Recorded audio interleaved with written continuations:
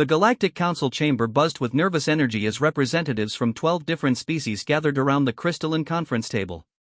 Admiral Zethkar of the Vraxian Empire stood at the head, his forearms gesturing dramatically as he addressed the assembly. His scaled height gleamed under the artificial lights, and his yellow eyes burned with satisfaction.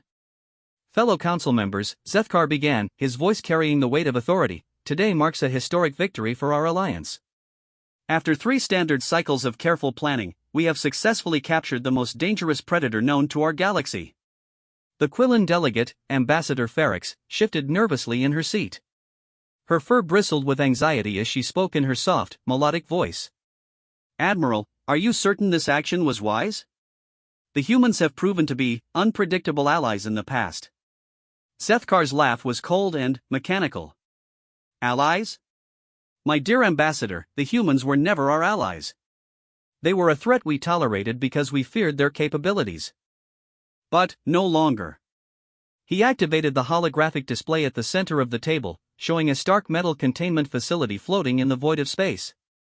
The image rotated slowly, revealing massive energy barriers, automated defense systems, and layers upon layers of security measures.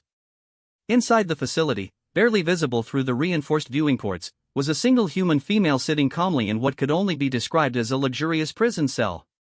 Behold, Zethkar continued, Dr. Sarah Chen, former head of Human Military Research and Development. For years, this woman has been responsible for creating the weapons and technologies that made humans so formidable. Without her innovations, their military might crumble. The Korthak representative, General Thuman, leaned forward with interest. His insectoid features clicked with approval. What of her companions? Surely she did not work alone? Scattered, Zethkar replied with evident pleasure. Her research team has been disbanded, her facilities destroyed, and her closest collaborators have been relocated to various detention centers across the Outer Rim. The human government believes she perished in an accident during our raid on their primary research station. Ambassador Ferrix's ears flattened against her head. Admiral, I must protest. The Quillan people have always maintained that intelligence and creativity should be honored, not imprisoned. Dr. Chen's contributions to galactic science have benefited many of our worlds. Her contributions, Zethkar spat, were weapons disguised as beneficial technology. The medical nanobots that saved thousands of your people? They were based on her research into self-replicating combat systems. The agricultural enhancement programs that ended famine on 6 worlds? Derived from her work on biological warfare countermeasures. The chamber fell silent as the implications sank in. The other delegates exchanged worried glances, their various forms of communication creating a symphony of concern. Clicks, chirps, and low-frequency rumbles filled the air. Dr. Yilmaz of the Centauri Coalition spoke next, her synthetic voice carrying a note of curiosity. What is your ultimate goal, Admiral? Surely keeping her imprisoned indefinitely serves no purpose beyond spite. Zethkar's expression grew more sinister. Oh, but it does serve a purpose, Doctor. You see, humans have one critical weakness that we have finally learned to exploit. They form emotional attachments. Dr. Chen's isolation from her species, her research, and her companions will break her spirit. Once broken, she will become a valuable asset to our cause. A holographic display zoomed in on the containment cell. Dr. Chen appeared to be in her mid-40s, with short black hair and intelligent brown eyes. She wore simple gray clothing and seemed remarkably calm for someone in her situation. She sat cross-legged on her bed, apparently reading from a small electronic device. She shows no signs of distress, observed the hegemony representative, Minister Koltar. Are you certain your assessment of human psychology is accurate? Humans are excellent at hiding their true emotions, Zethkar replied. But our psychological analysis teams assure me that prolonged isolation will have the desired effect. The facility is equipped with the most advanced containment systems in the galaxy. Energy barriers that can withstand a direct hit from a dreadnought's main cannon, gravity manipulation fields that prevent any form of escape, and quantum scramblers that make teleportation impossible. He paused for dramatic effect. Moreover, the station is located in the Zirian Nebula, where no rescue attempt could possibly succeed. The radiation levels would destroy any ship attempting to approach, and the gravitational anomalies would tear apart any fleet that tried to mount an assault. Ambassador Ferrix stood abruptly. This is madness, Admiral.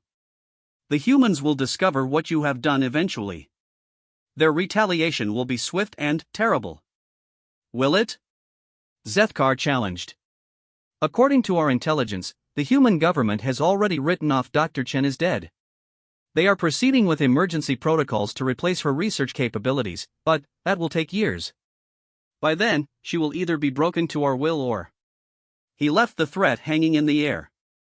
The assembled delegates murmured among themselves, clearly divided on the wisdom of the Admiral's actions. Some species had benefited greatly from human innovations and feared the consequences of this betrayal. Others, particularly those from militaristic societies, saw the strategic value in neutralizing what they perceived as humanity's greatest weapon maker. General Thuman clicked his approval. The Admiral shows wisdom in striking first. Humans have always been too dangerous to allow free rein in galactic affairs.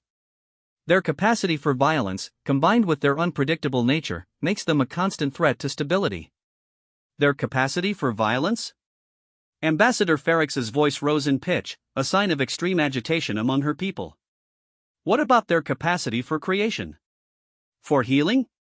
For bringing together species that have warred for millennia? The humans were instrumental in ending the sector wars. They developed the translation protocols that allow us all to communicate. They gave us technologies that revolutionized our civilizations. Zethkar waved dismissively. All of which makes them more dangerous, not less. A species that can create such wonders can also create unimaginable horrors. Better to control that potential than risk it being turned against us. The holographic display shifted to show different angles of the containment facility. The structure was massive, easily the size of a small moon, with layers of defensive systems that would make it virtually impregnable to any conventional attack. The very design spoke of paranoia and overwhelming force. Dr. Yilmaz studied the schematics with professional interest. The power requirements for such a facility must be enormous. How do you maintain the energy barriers and defensive systems? 3 fusion reactors provide primary power, Zethkar explained, clearly proud of his creation. Each one is capable of powering a capital ship. The redundancy ensures that even if 2 reactors were somehow disabled, the containment would remain intact. Additionally, the facility draws ambient energy from the nebula itself, creating a self-sustaining system. Minister Koltar leaned back in his chair, his expression thoughtful. You have clearly invested enormous resources in this undertaking, Admiral. The hegemony government will be interested in the cost-benefit analysis.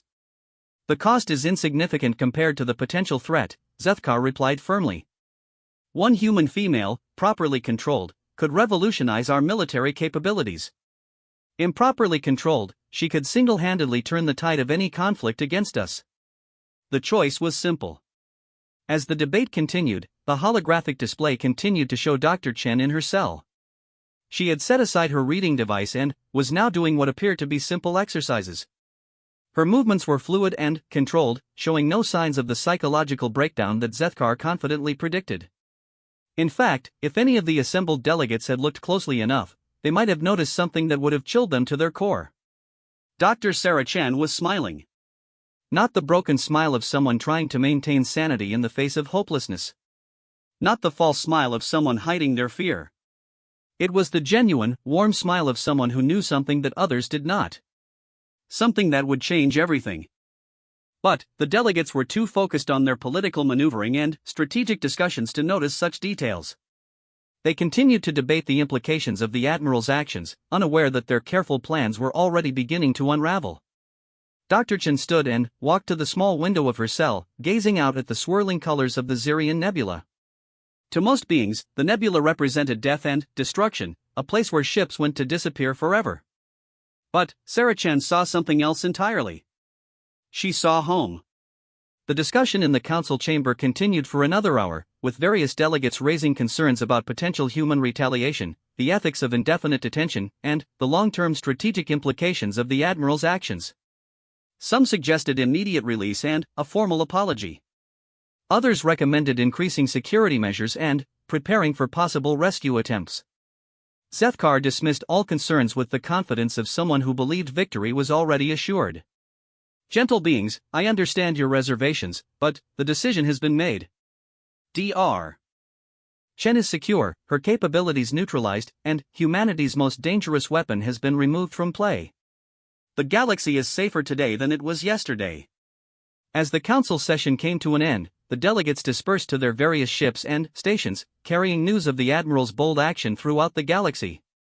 Some would report the development as a necessary security measure. Others would condemn it as a dangerous provocation.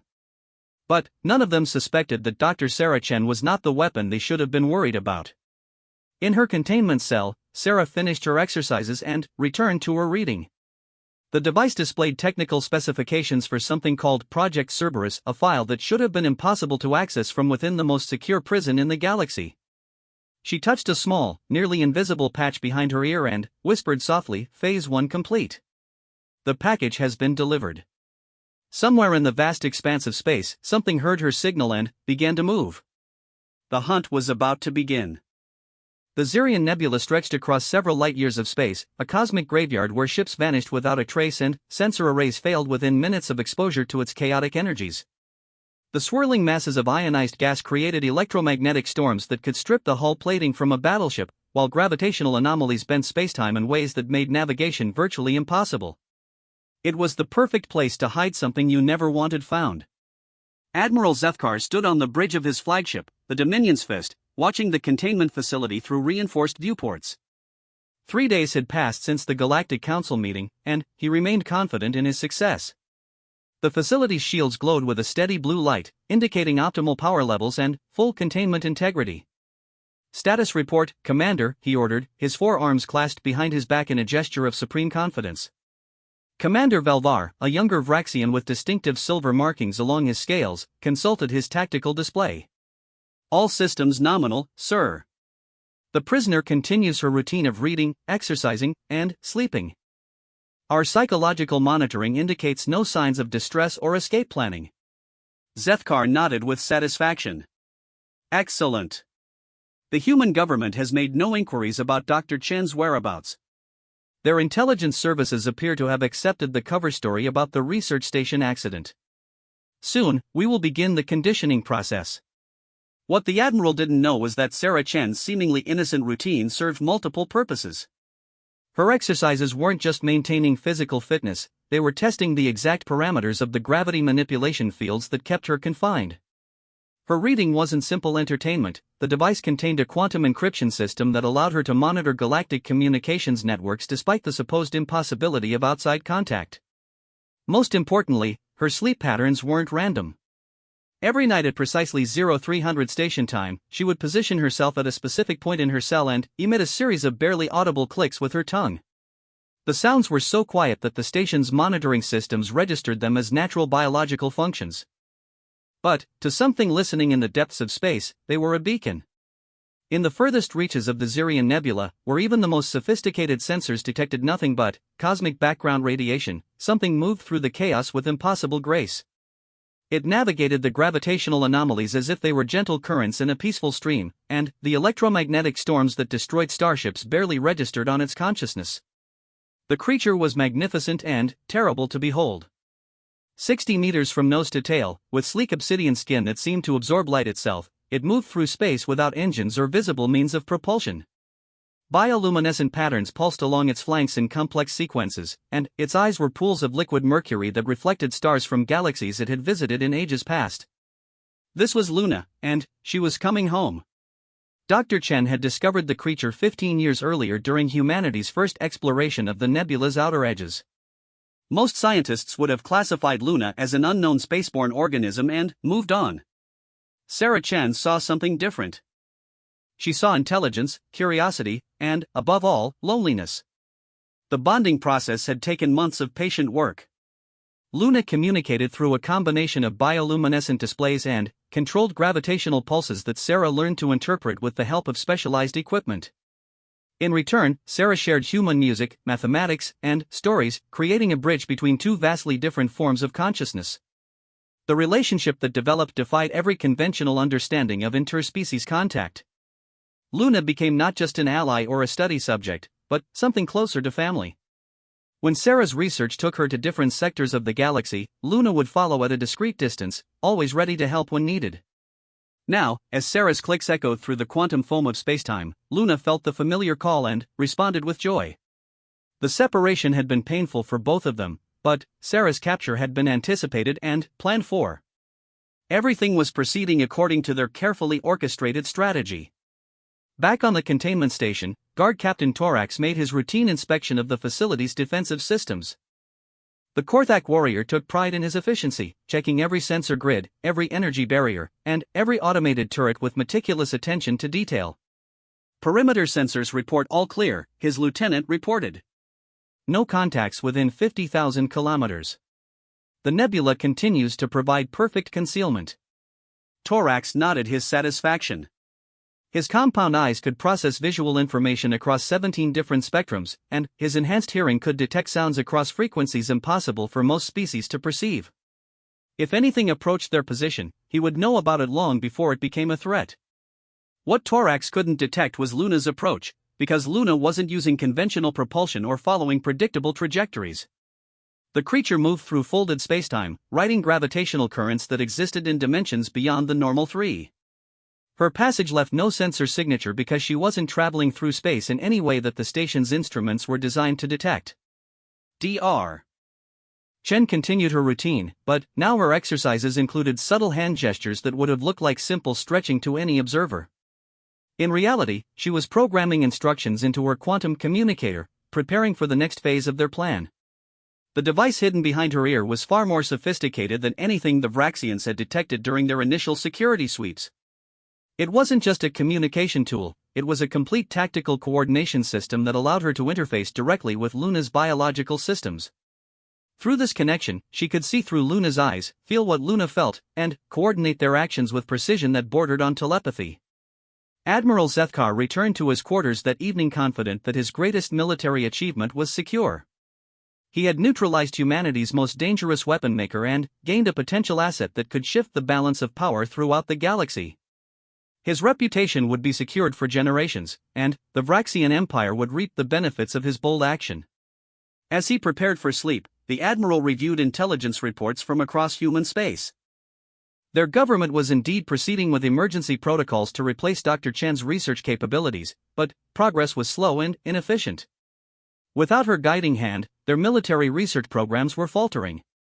Soon, he murmured to himself, the conditioning process will begin, and Dr. Chen will become our greatest asset instead of our greatest threat. In her cell, Sarah Chen smiled at the irony.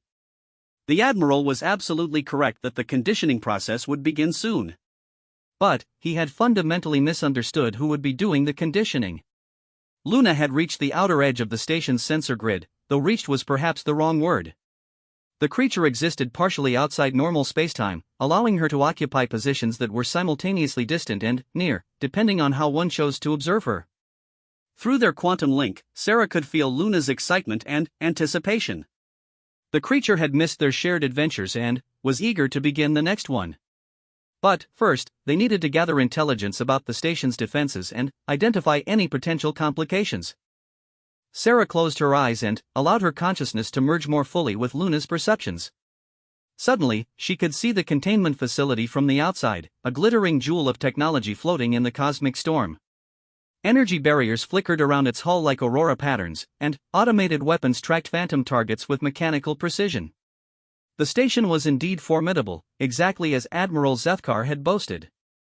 Its designers had accounted for every conventional form of attack, from direct assault to stealth infiltration. They had considered the possibility of rescue attempts by human fleets, terrorist actions by sympathetic aliens, and even the remote chance of interior sabotage. But they had never considered the possibility that their prisoner might have a friend who existed outside the normal laws of physics. Luna's first task was reconnaissance. Moving through folded space, the creature began a careful survey of the station's defensive systems. Her natural abilities allowed her to perceive electromagnetic fields, gravitational anomalies, and energy patterns in ways that no artificial sensor could match. What she found was both impressive and amusing.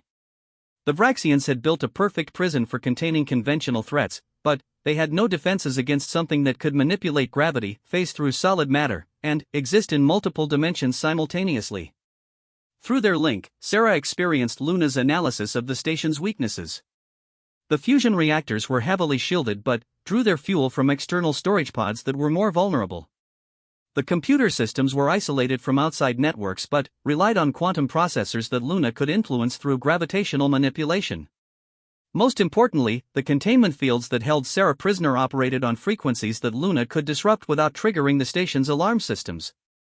But escape wasn't their primary objective. Sarah Chen hadn't allowed herself to be captured just to break free a few days later.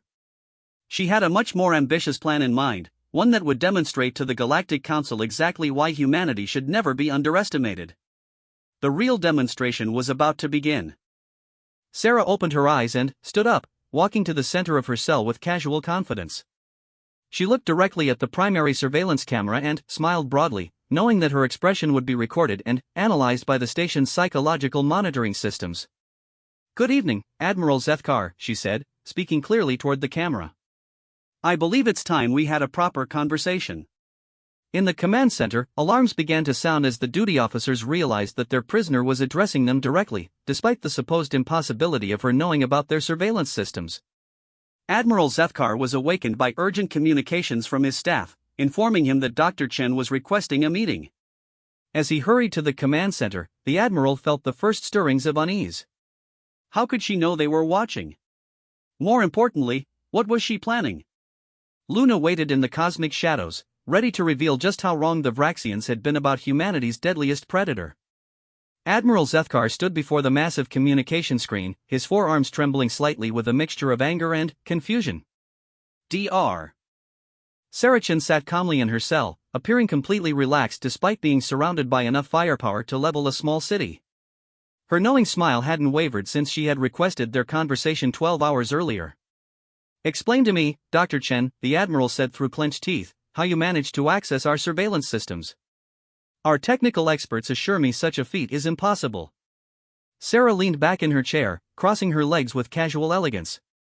"Admiral, you're asking the wrong question. The real question isn't how I accessed your systems. The real question is why you think capturing me was such a brilliant strategic move." Behind the Admiral, Commander Velvar monitored multiple security displays, each one showing normal readings across all systems. The station's defenses remained at maximum effectiveness, the containment fields showed no fluctuations, and their sensors detected no approaching vessels. Everything indicated that their prisoner was simply attempting psychological manipulation. "Your attempt at intimidation is pathetic," Zethkar replied coldly. "You are alone, trapped in the most secure facility in the galaxy, surrounded by defenses that could repel entire fleets. Your government believes you are dead, your research team has been scattered, and your capabilities have been neutralized." Sarah's laugh was genuinely amused. "My capabilities? Admiral, you really don't understand what my capabilities actually are, do you?" She stood and walked to the reinforced viewport, gazing out at the swirling colors of the Zirian Nebula. "You see, you made a fundamental error in your assessment of humanity's greatest weapon. You assumed it was our technology, our research, or our military innovations." The Admiral felt a chill run down his spine, though he couldn't explain why. Something in the human's tone suggested knowledge that she shouldn't possess. "Continue," he said, trying to maintain his authority. "Humanity's greatest weapon," Sarah said softly, "isn't our ability to create new technologies or wage war. It's our ability to form bonds with other species. To find friendship and loyalty in the most unexpected places." As she spoke, Luna began to move closer to the station, her massive form navigating the gravitational anomalies of the nebula with fluid grace. The creature's bioluminescent patterns pulsed in complex sequences, creating a light show that would have been visible to anyone looking in the right direction. But the station's automated sensors weren't programmed to recognize biological signatures that large or that unusual. Their threat assessment algorithms categorized Luna as a natural phenomenon, possibly some form of spaceborne aurora caused by the nebula's electromagnetic activity. Sarah pressed her hand against the viewport, and, through their quantum link, Luna felt the touch as if it were her own skin. The creature responded by generating a gentle gravitational pulse, a cosmic caress that spoke of love and loyalty spanning the void between them. "Impossible readings on gravitational sensors," reported Lieutenant Kess from her position at the science station. "We're detecting organized wave patterns, but they don't match any known natural phenomena." Commander Velvar studied the displays with growing concern. Could be equipment malfunction caused by the nebula's interference. Run full diagnostics on all gravitational monitoring systems. Admiral Zethkar kept his attention focused on Dr. Chen, who continued to gaze out at the nebula with an expression of profound contentment. Your psychological games will not work on me, human. Whatever tricks you're attempting, this facility is designed to contain threats far beyond your capabilities. Admiral, Sarah said gently, turning back to face the camera, I'm not attempting any tricks. I'm simply introducing you to a friend of mine. At that moment, Luna made her presence known. The creature phased partially into normal spacetime directly beneath the station, her massive form becoming visible to sensors as she chose to reveal herself. 60 meters of sleek, predatory grace materialized out of what had appeared to be empty space, and every alarm system on the station activated simultaneously. Contact! Massive contact directly below us. Lieutenant Kess shouted over the blaring sirens. Range 0 kilometers. How did it get past our perimeter sensors? Admiral Zethkar stared at the tactical displays in disbelief. The creature was larger than most Corvette-class vessels, and its energy readings were unlike anything in their databases. More disturbing still, it appeared to be alive. What is that thing? Commander Valvar demanded, his voice high with panic. Sarah smiled broadly. Gentle beings, meet Luna. She's been waiting very patiently for our reunion, but I'm afraid her patience is starting to run thin. Luna's bioluminescent pattern shifted to brilliant crimson, a display that Sarah had learned indicated protective aggression. The creature had assessed the station as a threat to her bonded companion and was preparing to eliminate that threat. Impossible, Zethkar breathed. Our intelligence indicated no such creatures existed in this sector. How could we have missed something of that size? Because you weren't looking for her, Sarah explained patiently. Luna exists primarily in folded spacetime. She can choose when and how to interact with our dimension. She's been exploring the galaxy for millennia, long before any of our species achieved spaceflight. The creature's presence was having immediate effects on the station's systems. Luna's natural gravitational field was interfering with the artificial gravity generators, causing fluctuations throughout the facility. More critically, her ability to manipulate spacetime was beginning to affect the quantum processors that controlled the containment systems. Sir, we're experiencing cascading system failures, reported Chief Engineer Morix from the technical station. The gravitational interference is disrupting our quantum computing arrays. If this continues, we'll lose containment integrity within the hour. Admiral Zethkar's confidence was rapidly evaporating. Can we drive it off? Activate all defensive systems. The station's automated weapons turned toward Luna, preparing to fire. Turbolaser batteries charged to full power, quantum torpedoes armed themselves, and particle beam arrays swiveled into position. The combined firepower represented enough destructive force to reduce a small moon to debris. Luna regarded the weapons with what could only be described as amusement. I wouldn't recommend that course of action, Sarah said calmly. Luna is quite protective of her friends. If you attack her, she'll consider it an act of war. It's one creature against an entire battle station. Zethkar snarled. No matter how large it is, it cannot possibly. His words were cut off as Luna demonstrated her capabilities. The creature's form shimmered and, suddenly, existed in multiple locations simultaneously, her presence spreading throughout the space around the station like a living shadow. The weapons that had been targeting her found themselves aiming at empty space as she phased partially out of normal reality. Then, Luna began to sing. The sound wasn't audible in the conventional sense, but every being on the station felt it in their bones. It was a harmonic frequency that resonated through the quantum foam of spacetime itself, a song that had been echoing through the cosmos since before the first stars were born. The station's hull began to vibrate in sympathy with the song. Metal groaned under stresses it was never designed to handle. Electronic systems flickered as their quantum foundations were shaken by forces beyond their creator's understanding. Hull integrity dropping. Engineer Morix reported, his voice cracking with terror. She's not attacking us, she's singing at the molecular level. The harmonic frequencies are disrupting the atomic bonds in our hull plating. Sarah nodded approvingly. Luna has a beautiful voice, doesn't she? She's actually being quite gentle. If she wanted to destroy your station, it would have happened already. Admiral Zethkar realized with growing horror that his perfect prison was being dismantled by something that operated completely outside his understanding of physics. His weapons were useless against a target that existed in multiple dimensions, and his defenses were meaningless against attacks that bypassed conventional space entirely. "What do you want?" he demanded, his earlier confidence completely shattered. "What I want," Sarah said calmly, "is for you to understand exactly how wrong you were about humanity. You thought our strength came from our technology or our weapons. But our real strength comes from our ability to make friends in unexpected places." Luna's song shifted to a lower frequency, and, suddenly, the station's artificial gravity failed completely. Personnel throughout the facility found themselves floating weightlessly as the creature demonstrated her complete mastery over the forces that held their world together. "You see, Admiral," Sarah continued, gently pushing off from the floor to float in the center of her cell, "Luna doesn't just exist in this dimension. She's a multi-dimensional being with access to cosmic forces that your science can barely comprehend. She could collapse your entire station into a singularity, scatter its atoms across several star systems, or simply relocate it to a different galaxy entirely." Commander Veldar was frantically coordinating damage control efforts, but his crew was fighting a losing battle against forces they couldn't understand, let alone counter. "Sir, we need to evacuate. The station's structural integrity is compromised. We have maybe 30 minutes before catastrophic hull failure." But Admiral Zethkar was beginning to understand the true scope of his error. This wasn't just about escaping from prison or rescuing a captured scientist. This was a demonstration of power so far beyond his comprehension that it rendered all his careful planning meaningless. "How?" he whispered. "How did you form such a bond with something like that?"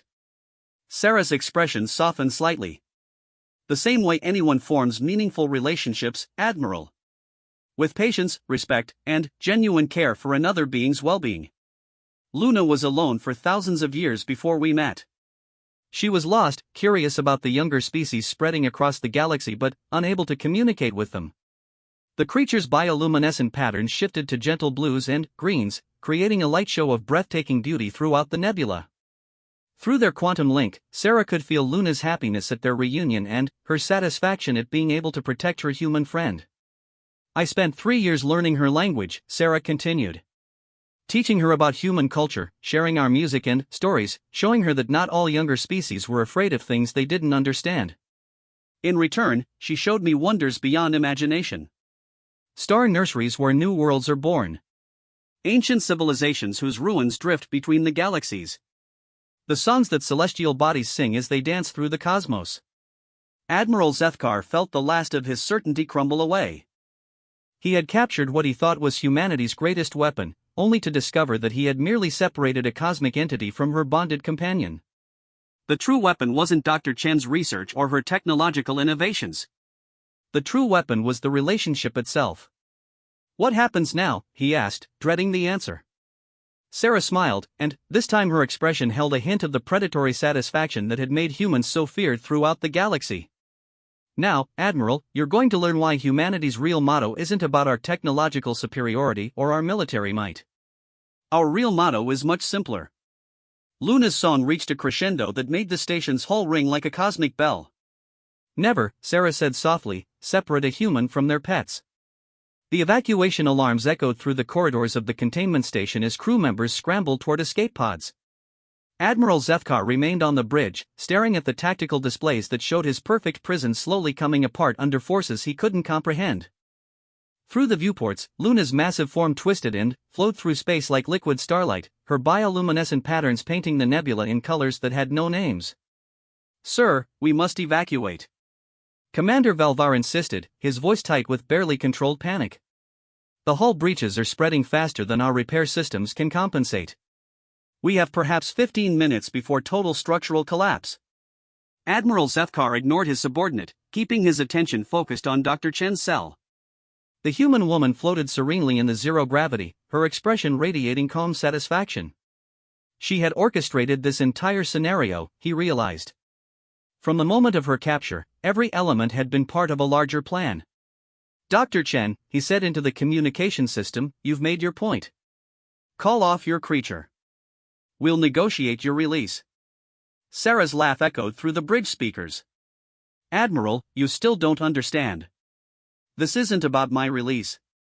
This is about teaching you a lesson that the entire galaxy needs to learn." Through her quantum link with Luna, Sarah could see and feel everything the cosmic entity experienced.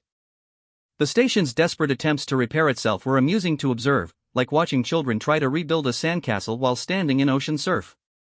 But, more importantly, Sarah could sense the approach of other vessels drawn by the station's distress signals. The Galactic Council fleet was coming. Admiral Zethkar had sent automated distress calls when Luna first appeared, believing that reinforcements might be able to deal with the creature through superior numbers. He was about to discover just how wrong that assumption was. Luna's consciousness touched Sarah's mind with gentle warmth, conveying images of the approaching ships. 3 heavy cruisers, 2 destroyers, and a command carrier were burning through space toward their location, their crews preparing for what they believed would be a rescue operation. "Admiral," Sarah said gently, "you might want to contact your reinforcements. Tell them to maintain a safe distance when they arrive." "Why?" Zethkar demanded. "So your pet can destroy them too?" "No," Sarah replied patiently. "So they can witness what happens when someone threatens a human's family." Luna's song shifted to a deeper frequency, one that resonated through the quantum structure of spacetime itself. Throughout the nebula, gravitational anomalies began to align in response to her call. The chaotic energies that made the region so dangerous were being organized, directed, transformed into something with purpose and intention. The approaching fleet burst out of hyperspace at the nebula's edge, their sensors immediately detecting the massive energy signatures emanating from the containment station's location. Admiral Korvac of the Hegemony Navy commanded the rescue force from his flagship, the Stellar Dominance. "What in the name of all gods is that?" his tactical officer whispered, staring at the sensor readings that showed Luna's presence. Admiral Korvac studied the displays with the experienced eye of a career military officer. He had seen many strange things during his decades of service, but nothing that matched the readings his instruments were providing. The creature was simultaneously massive and ephemeral, solid and energy, local and distributed across space. "Unknown contact, this is Admiral Korvac of the Hegemony Navy," he transmitted on all frequencies. "Identify yourself and state your intentions." Luna's response was to sing. The harmonic frequency reached across space to touch every ship in the fleet. Metal hulls resonated like tuning forks, and crew members throughout the formation felt the song in their bones. It wasn't threatening or aggressive, it was simply a greeting from something so ancient and vast that their minds could barely process its existence. "By the void," Admiral Korvac breathed. "It's talking to us." On the containment station, Admiral Zethkar watched helplessly as his perfect plan continued to unravel. The reinforcements he had counted on were now faced with something completely beyond their experience or training. Worse still, Dr. Chen was somehow coordinating with the creature, making her the focal point of a demonstration that would change galactic politics forever. "Dr. Chen," he tried once more, "what do you want from us?" Sarah turned to face the camera directly, her expression becoming serious. "I want you to understand something fundamental about humanity, Admiral. Something that every species in the galaxy needs to comprehend if we're going to coexist peacefully." Luna's bioluminescent pattern shifted to pure white, bathing the entire area in light that seemed to come from everywhere and nowhere simultaneously. The creature began to move through the fleet formation, not aggressively, but with the casual confidence of something that had nothing to fear from the weapons arrayed against it. "You assumed," Sarah continued, "that humans are dangerous because of our technology, our weapons, or our willingness to fight. But you missed the real source of our strength." Admiral Korvac watched in stunned silence as Luna approached his flagship. The creature was easily 3 times the size of his largest vessel, and her presence was affecting his ship's systems in ways that his engineers couldn't explain. Gravity fluctuated randomly, energy readings spiked across impossible spectra, and the quantum computers that controlled life support were reporting paradoxical data. "Admiral," his communications officer reported, "we're receiving a transmission from the containment station." "It's Dr. Sarah Chen." "Put her through," Korvac ordered, his voice tight with tension. Sarah's image appeared on the main screen, still floating in zero gravity but appearing completely at ease. "Admiral Korvac, I apologize for the dramatic circumstances of our introduction. Please instruct your fleet to power down all weapons systems. Luna considers armed vessels near her family to be potential threats." "Your family?" Korvac repeated, trying to process what he was seeing. "Luna and I bonded 15 years ago during humanity's first exploration of this region," Sarah explained. "She's been my companion, my research partner, and my dearest friend ever since." When Admiral Zefkar decided to capture and imprison me, he separated us. Luna has come to retrieve her family. The massive creature's form shimmered, and, suddenly, she was simultaneously surrounding every ship in the fleet. Her consciousness existed in multiple dimensions, allowing her to be everywhere at once while maintaining a coherent sense of self. To the fleet's crews, it appeared as if space itself had come alive. Admiral Korvac realized that his weapons would be useless against something that could exist in multiple locations simultaneously. Even if his fleet could somehow damage the creature, they would likely destroy themselves in the process. The demonstration of power was absolute and undeniable. "Dr. Chen," he said carefully, "what are your intentions?" Sarah smiled warmly. "My intentions, Admiral, are to go home. But, first, I want to make sure that every species in the galaxy understands exactly what they're dealing with when they encounter humanity." Luna's song changed again, becoming something that sounded almost like laughter. The creature was enjoying herself, delighting in the opportunity to play with the younger species and their impressive but, ultimately primitive technology. "You see," Sarah continued, addressing both Admiral Korvac and the still-watching Admiral Zefkar, "humanity's greatest strength isn't our ability to create weapons or wage war. Our greatest strength is our ability to make friends with anyone, anywhere, no matter how different they might be." She gestured toward the viewports where Luna's form continued to dance through space. Luna is just one example. Throughout the galaxy, humans have formed bonds with species, entities, and phenomena that others consider impossible to communicate with. We befriended energy beings in the Corona Nebula, established trade relationships with crystalline consciousnesses in the Sector 7 asteroid fields, and learned to sing with the cosmic whales that migrate between star systems. Admiral Zefkar felt a chill of understanding. If humans could form alliances with entities like Luna, beings that existed beyond conventional physics and possessed capabilities that rendered traditional military thinking obsolete, then the strategic implications were staggering. "Every time you threaten a human," Sarah continued, "you're not just threatening one individual or even one species. You're threatening their entire network of relationships, friendships, and alliances. And some of those friends are very protective."